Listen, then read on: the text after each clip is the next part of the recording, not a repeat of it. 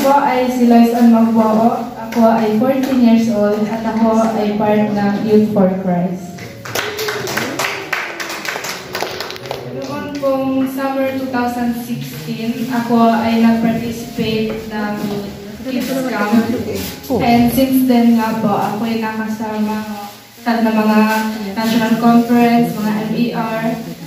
And noon din po, nung mga second or third grade, ako ay nagsimula ako mag-serve as Tikketo doon po sa kaming simbahan.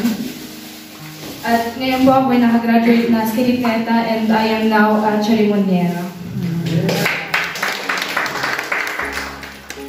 Tapos, nung 2022 naman po, ako ay nag-youth camp dito din sa Molino. Ako ay nakasama din po sa Europe, ako ay kumanta. Tapos, due to complications po, ako hindi nakasama doon sa youth conference naman po.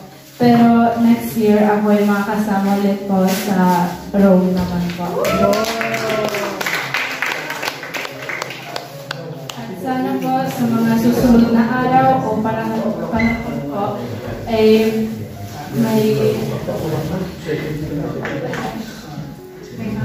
makasama po ako sa madaming dito.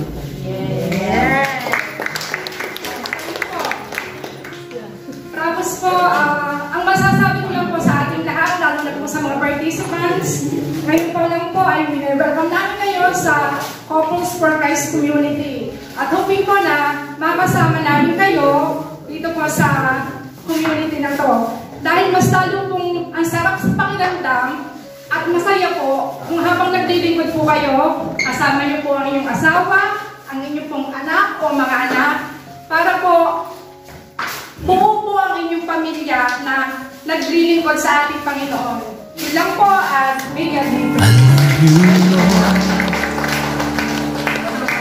Oh, your mercy never fails me.